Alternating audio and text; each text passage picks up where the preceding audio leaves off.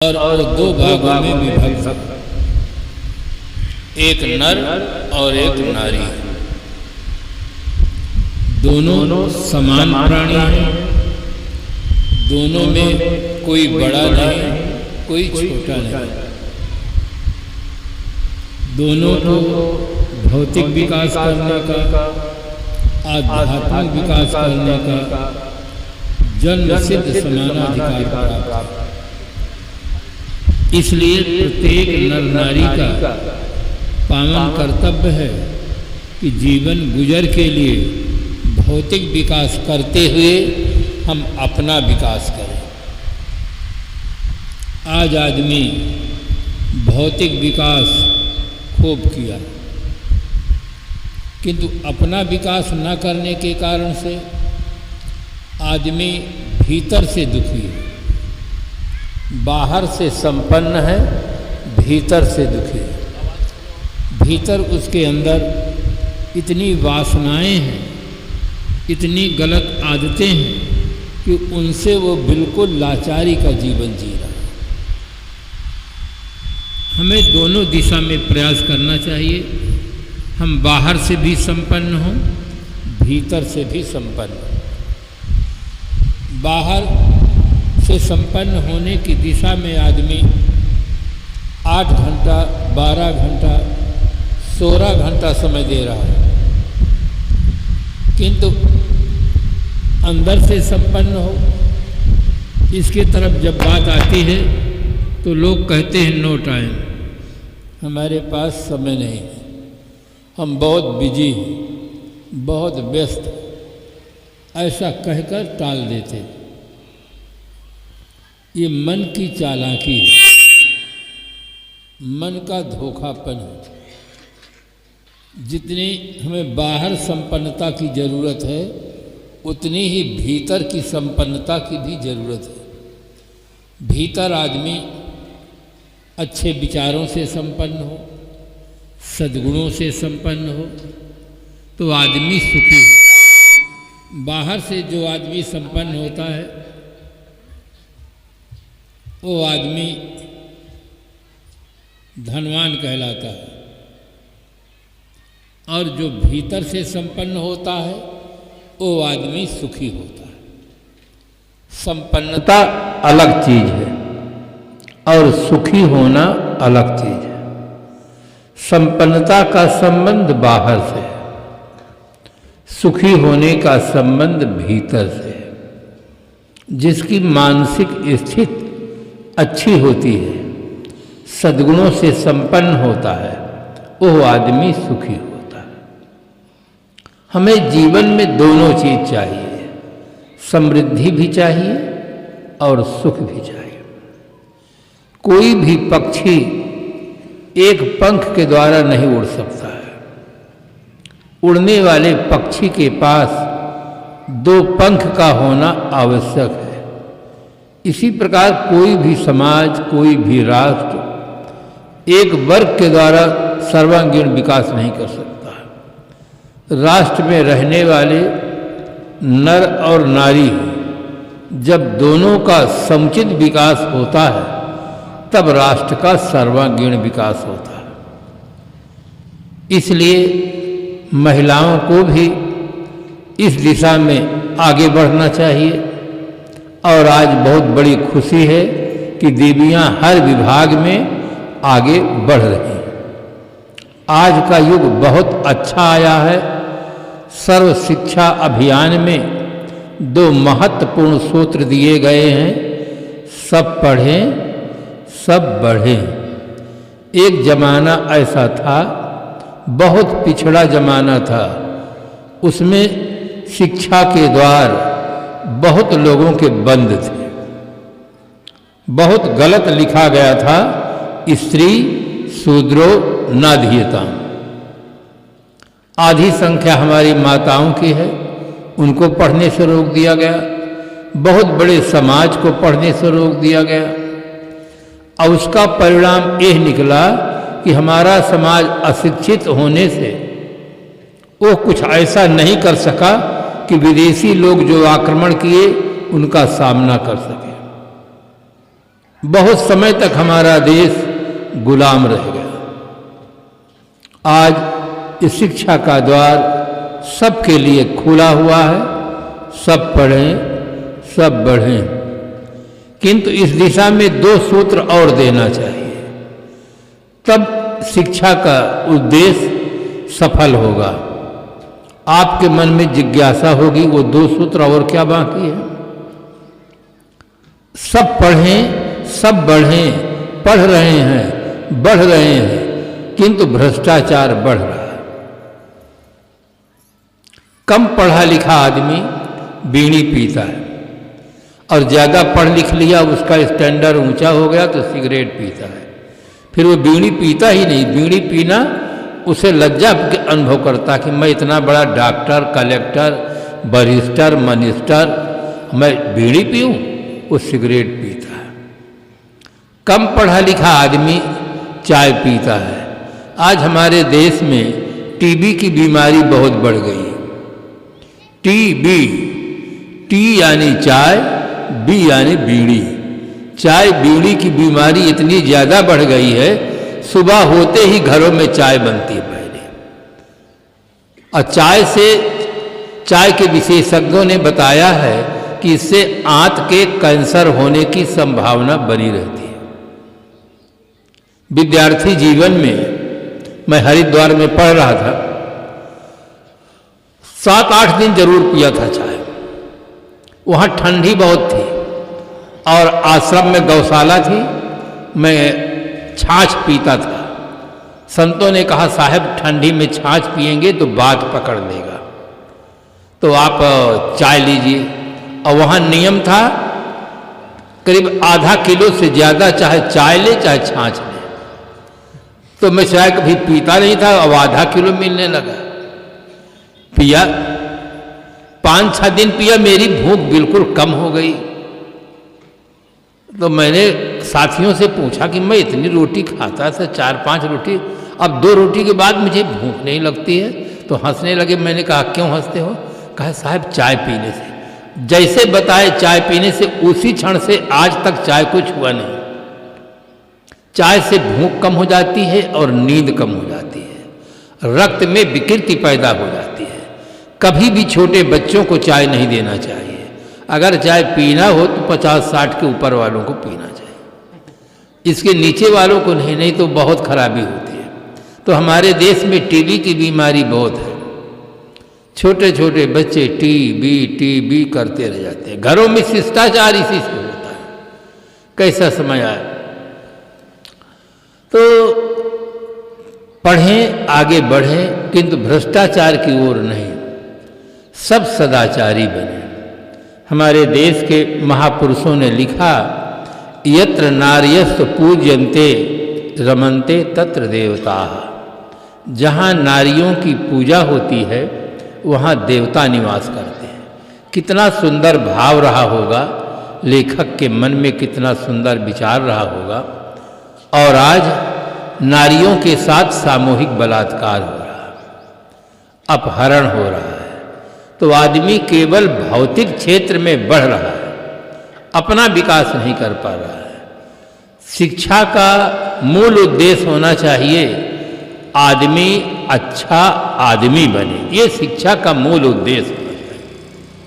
आज आदमी पढ़ करके मास्टर बनता है, डॉक्टर बनता है, इंजीनियर बनता है, वकील बनता है, कलेक्टर बनता है, किंतु अच्छा आदमी भर नहीं बनता है। कलेक्टर बनकर, डॉक्टर बनकर सिगरेट शराब पी सकते हैं, कोई प्रतिबंध नहीं। वहाँ बौद्धिक विकास भर देखा जाता है, चारित्रिक विकास के लिए कोई स्थान नहीं। शिक्षा का मूल उद्देश्य होना चाहिए आदमी अच्छा आदमी बने, और अच्छा आदमी बनकर अगर अच्छा मास्टर बनता है, अच्छा डॉक्टर बनता है, अच्छा वकील बनता है, तो समाज की बहुत अच्छी सेवा करेगा। हम अपने घरों में देख लें, जिन घरों में अच्छे लोग हैं, माता पिता के प्रति श्रद्धा है, पति सास ससुर के प्रति श्रद्धा है, पतियों के मन में पत्नी के प्रति सुंदर भाव है, बच्चों को अच्छे संस्कार मिले हैं, उस घर में जीते जी स्वर्ग है। और जिस घर में ऐसा वातावरण नहीं है, मानसिक स्थिति अच्छी नहीं है। कितने घरों में तो सुबह होते ही महाभारत चालू हो जाता है। घर में इतना कांव कांव मचने लग जाता है कि घर में कौवा भी बैठने में शर्माता है। वो सोचता है मुझसे बड़े बड़े कौवा हैं, ये काले नहीं गोरे कौवा हैं। वो बेचारा चुपचाप उड़ जाता है कि मेरी यहाँ कोई ज़रूरत नहीं। क्यों? अच्छे संस्कार नहीं, अच्छी मानसिक स्थिति नहीं। घर चाहे जितना संपन्न हो, घर में रहने वाले लोग भर संपन्न न हो, उनके भीतर अच्छे विचार न हो, अच्छे सद्गुण न हो, तो घर में कभी स्वर्ग नहीं उतर सकता है। चाहे आदमी करोड़पति बन जाए, चाहे अरबपति बन जाए, चाहे खरबपति बन जाए। धन से आप अच्छी चीजें खरीद सकते हैं, अच्छा भोजन पा सकते हैं, अच्छी गाड़ी में घूम सकते हैं, किंतु अच्छा जीवन नहीं जी सकते हैं। अच्छा जीवन जीने के लिए अच्छे विचार चाहिए, अच्छे संस्कार चाहिए। कितने घरों में पति पत्नी दोनों अफसर हैं, किंतु दोनों में तालमेल नहीं। क्यों तालमेल नहीं है? दोनों के अंदर अहम है।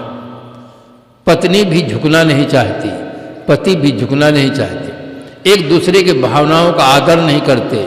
लिख के कलम कागज में लिख के मेज पर रख देते हैं, जो कुछ कहना होता है वो पढ़ लेते, वो भी मेज में लिख के रख देते हैं, बोलते ही नहीं, बातचीत नहीं होती है।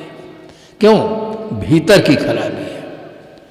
इसलिए हमारे देश में जो बहुत बड़ी समस्या खड़ी है, दुर्व्यसन की, जनसंख्या वृद्धि की, भ्रष्टाचार की, आतंकवाद की, मांसाहार की, अगर आदमी पढ़कर सब सदाचारी बन जाए तो इन समस्याओं का समाधान अस्थायी रूप से हो जाए। न संविधान की जरूरत पड़े, न प्रशासकों की जरूरत पड़े। जो आदमी सज्जन हैं, जिनकी मानसिक स्थिति निर्मल है, चाहे सरकार 100 रुपया का एक बोतल दे और चाहे 1 रुपये का 100 बोतल, उनसे कोई मतलब ही नहीं है। वो जीते जी उनसे मुक्त हैं। सरकार चाहे खुली छूट दे, चाहे प्रतिबंध कर दे। इसलिए हर आदमी के अंदर एक चेतना जगनी चाहिए। सत्संग के माध्यम से एक वैचारिक क्रांति होनी चाहिए कि हम व्यसन मुक्त रहें। सरकार चाहे जो भी प्रबंध करे, किंतु हमारा गांव, हमारा समाज बिल्कुल व्यसन मुक्त रहे। तंबाकू से लेकर हीरोइन तक जो नशा फैला हुआ है, बिल्कुल त्याग हो। सुधरे व्यक्ति, समाज व्यक्ति से, उसका असर राष्ट्र पर हो। जाग उठे जन जन का मानस, ऐसी जागृत घर घर हो। घर घर एक ऐसी जागृति होनी चाहिए, क्रांति होनी चाहिए। हमारे घर में कोई मेहमान आए, सगे संबंधी आए, कोई राजनेता आए, सबसे पहले उनका स्वागत आप मधुर वाणी से करिए। आपकी अपनी जो परंपरा हो, सीताराम कहने की, हरि ओम कहने की, गुड मॉर्निंग कहने की, साहेब बंदगी करने की, प्रणाम करने की, नमस्ते करने की, सबसे पहले आप मधुर वाणी से स्वागत करें। तत्पश्चात मधुर पदार्थों से स्वागत करें, किंतु जहरीले नसों से स्वागत ना करें। बिल्कुल बंद होना चाहिए। ये शिष्टाचार नहीं है, ये दरवाजे पर का भ्रष्टाचार है। ये बहनें माताएं हमारी जब जिस घर में जाती हैं तो ये कहाँ बीड़ी पीने को देती हैं। एक दिन बहुत दिनों में आप आई हैं तो बीड़ी लीजिए, सिगरेट लीजिए, बोतल लीजिए। क्या इनमें प्रेम नहीं है? ये कंधे से कंधा मिलाकर हंसती हैं, बात करती हैं, कुशल मंगल पूछती हैं। इनका व्यवहार चलता है, हमारा नहीं चलेगा। ये सब एक क्रांति होनी चाहिए। हम सत्संगी हैं, भक्त हैं, हमारे अंदर गौरव होना चाहिए कि हम भक्त हैं। कभी भी भूल करके कोई नशा नहीं करेंगे। कोई घर पर मेहमान आ जाएगा तो उसको नशा वाली चीजें नहीं देंगे। इस प्रकार से एक सुधार की भावना हो। अगर हर आदमी के अंदर सुंदर भाव पैदा हो जाए तो हमारे बहनों का जो शोषण हो रहा है ये बंद हो जाए, सब सदाचारी बने। दूसरा सूत्र और है, सब आत्मज्ञानी बने। सब लोग अगर आत्मज्ञानी बन जाएं, हमारे देश में सबसे बड़ा आज सबसे बड़ी समस्या है, आज हमारे देश के लोग अंधविश्वासी बहुत हैं।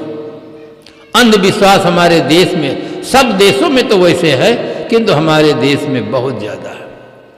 निर्जीव मूर्तियों के सामने सजीव प्राणियों की हत्या की जा रही है, बल दिया चढ़ाया जाता है। जो मूर्ति बोलती नहीं है, कुछ जानती नहीं है, सुन भी नहीं सकती है, उसको वंदना करके सजीव प्राणियों की हत्या हो रही है। कितना बड़ा अंधविश्वास! और इतना ही नहीं, बहुत बड़ा तरह तरह का अंधविश्वास है। अंधविश्वास के आधार में कहूं तो नारी जगत में 2 चौपाइयां नारियों के लिए जहर बनी हुई है। पति वंचक पर पद रत करई, रो रो नरक कलप सतपरई, पति प्रतिकूल जन्म जहां जाई, विधवा होए पाए तरुणाई। स्त्री विधवा होती है तो क्यों होती है?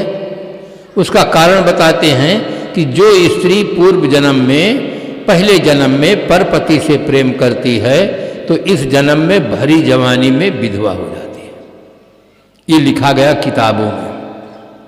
अगर हमारी बहनें धार्मिक ग्रंथों को पढ़ें, सत्संग में आएं, इनका बौद्धिक विकास बढ़े, इसीलिए तो इनको विकास करने से रोका गया है कि तुम पढ़ो नहीं, तुम्हारे ऊपर जैसा हम चाहें वैसा अत्याचार करते रहे, तुम सहते रहो।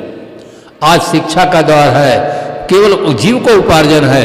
पढ़कर लड़की डॉक्टर बनती है, वकील बनती है, इंजीनियर बनती है, मास्टर बनती है, किंतु जीवन जीने की शैली में कोई परिवर्तन नहीं होता है। अगर संत न मिले तो पढ़ी लिखी लड़कियां नाक डालती हैं, कान डालती हैं, हथकड़ी पहनती है, बेड़ी पहनती हैं, उनके जीवन जीने में कोई परिवर्तन नहीं दिखाई देता है। जब तक संत नहीं मिलते हैं, जीने की कला उनको नहीं मालूम है, तब तक उनके जीवन में कोई परिवर्तन नहीं दिखाई देता। अगर हमारी बहनें पढ़ें और प्रश्न करें, कथाकार पंडितों से, महात्माओं से पूछना शुरू करें कि महाराज जी आप हमारे लिए तो बताते हैं कि जो स्त्री पूर्व जन्म में परपति से प्रेम करती है तो इस जन्म में भरी जवानी में विधवा हो जाती है, तो पुरुष कौन सा पुण्य किए रहता है कि भरी जवानी में उसकी पत्नी मर जाती है। अगर कोई कथाकार ये कहे कि जो पुरुष पूर्व जन्म में परपत्नी से प्रेम करता है, इस जन्म में भरी जवानी में उसकी पत्नी मर जाती है, तो पुरुष समाज कथाकार की, पंडित जी की लंबी खबर ले गए कि आप हमारे पूर्व जन्म की बात कैसे जानते हैं? अपने जन्म की, अपने पूर्व जन्म की बात, हमारे पूर्व जन्म की बात आप कैसे जान गए कि हम पहले ऐसे थे? इतना गलत लिखा गया है इस ग्रंथ में कि हद से ज्यादा। और उसी का परिणाम है कि आज विधवा माँ हो, अपने लड़के की शादी में नहीं बैठ सकती, कोई मांगलिक कार्य में नहीं जा सकती, केवल इन 2 चौपाइयों के जहर का परिणाम निकला है। आज पुरुष जा सकता है, जिसकी पत्नी मर गई है वो जा सकता है, किंतु जिसको पति नहीं रहेगा वो नहीं जा सकता, क्योंकि पुरुषों के लिए कुछ लिखा ही नहीं गया है, इसलिए उसमें अंधविश्वास नहीं है। महिलाओं के लिए लिख दिया गया है। आज नारी जगत में क्रांति की आवश्यकता है। नारियों के साथ लेखकों ने न्याय नहीं किया है, बहुत बड़ा अंधकार में नारियों को डाल दिया है। हमारी 5 ज्ञान इंद्रियां ऊपर ही ऊपर हैं, आंख यही है, कान वही है, नाक वही है, जिह्वा है, त्वचा है, पर्दे में बंद कर दिया कि तुम बोल नहीं सकती, पढ़ नहीं सकती है। इसलिए नारी विकास रुक गया, हमारे देश का आधा विकास पंग बन करके रह गया। आज नारियों को अच्छी तरह से चिंतन करना चाहिए। और घर में लड़का पैदा हो, बहुत बड़ा उत्सव मनाया जाता है, और लड़की पैदा हो तब लगता है घाटे का बिल 1 लाख 2 लाख का आ गया है, कितना दुखी हो जाते हैं। अरे नारी को देखो, अम्बा कौन है, दुर्गा कौन है, सरस्वती कौन है, लक्ष्मी कौन है, ये सब नारियां ही तो हैं, शक्ति के स्वरूपा हैं। और नारी हो या पुरुष, सब माता पिता की संतान हैं, सबको समान आदर मिलना चाहिए, समान शिक्षा मिलनी चाहिए।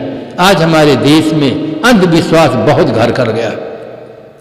आप यहां से मुकदमा के लिए जा रहे हैं, दरवाजे से बाहर निकले हैं, अगर कोई आदमी आकर छींक दे तो आपको हिम्मत नहीं पड़ेगी जाने की, बहुत बड़ा अशुभ हो गया है। दरवाजे पर जाने वाले थे और आकर सामने पर छींक दिया।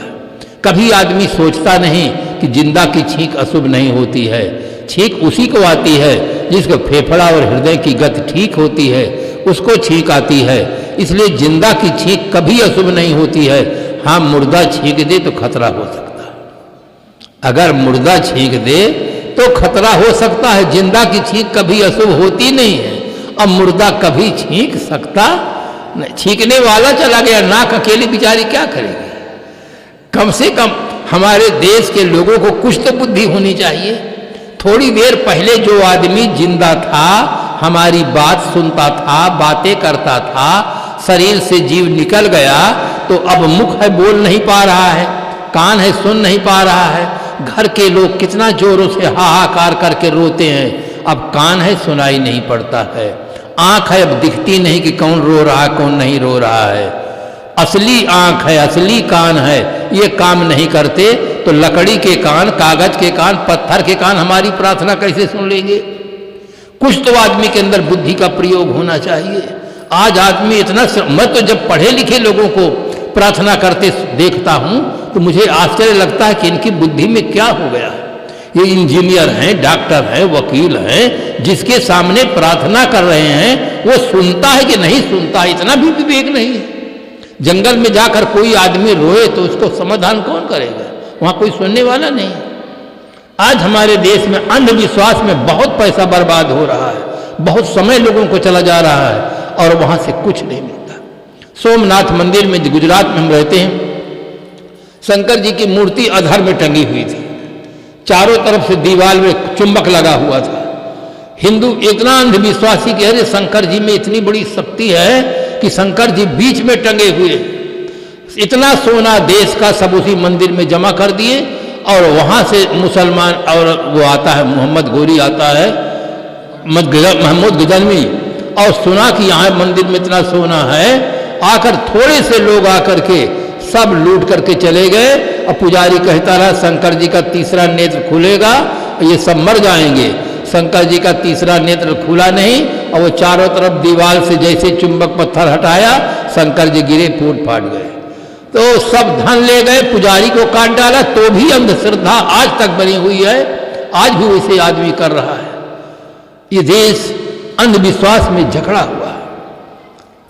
सही रूप में जिस माँ ने जन्म दिया है, दूध पिलाया है, चलना सिखाया है, भाषा सिखाया है, प्यार दिया है, पालन, उस माँ को तुम्हें वो माता चपिता कह के प्रणाम नहीं कर पाते हैं, जो कभी सुन नहीं सकती, कुछ नहीं कर सकती, वहां जाके तुम्हें वो माता चपिता कह के साष्टांग दंडवत करते हैं। असली और नकली को इनको कुछ पता नहीं रह गया है कि असली क्या है नकली क्या है। आप मंदिरों में जाते हैं तो बाहर शेर की मूर्ति बनी रहती है, मुंह बाएं शेर पूंछ ताने खड़ा रहता है। अगर शेर की मूर्ति में शेर रहे और एक बार दहाड़ दे तो पुजारी और जितने लोग सब 9-2-11 हो जाए, भाग खड़े हो जाएंगे। वो जानते हैं कि ये सीमेंट का शेर है, इसमें जानवान नहीं है, ये कुछ नहीं कर सकता है, न तो गरज सकता है, न खा सकता है। और अंदर जाते हैं तो सब वो नहीं जान पाते कि ये पत्थर का है, असली नहीं है, ये भी कुछ नहीं कर सकता, वहां कोई विवेक नहीं रहता है। इसलिए सदगुरु कबीर साहब के विचारों की आज बहुत जरूरत है। सदगुरु कबीर साहब ने कहा, संतो देखत जग बोराना, सांच कहो जग मारन धावे, झूठे जगपति आना, नेमी देखा धर्मी देखा, प्रात करे स्नाना, आतम मार पसाड़े पूजे, उनमें किछो न ज्ञाना, संतो देखत जग बोरा। संत सम्राट सदगुरु कबीर साहब 2 टूक की भाषा में साफ साफ कहने वाले महापुरुष हुए। पूरे मानव समाज को उन्होंने एक सही दिशा दिया कि धर्म के नाम पर धोखा न करो।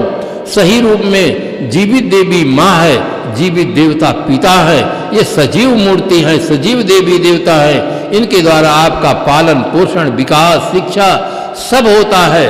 उनकी श्रद्धा से सेवा करो। अब ये तो हमारी घड़ी है, घड़ी देखते हर घड़ी, घड़ी न जाना कोई, घड़ी देख को कह सका कौन घड़ी क्या हो, कौन घड़ी क्या हो, घड़ी की चाल बिरानी, दुनिया ने सब जान लिया पर घड़ी न जानी। हमें और आपको जो जीवन घड़ी मिली है, इस घड़ी का आदर करें। हमारी घड़ी ठीक 5:30 बजे पर पहुंच गए हैं। हम समय का पालन करते हैं, अपनी वाणी को बंद करते हैं। आप सबको बहुत बहुत धन्यवाद देते हैं कि आपको डबल सौभाग्य मिला है। 2 दिन सत्संग सुने हैं, डबल 2 दिन फिर और मिल गया है।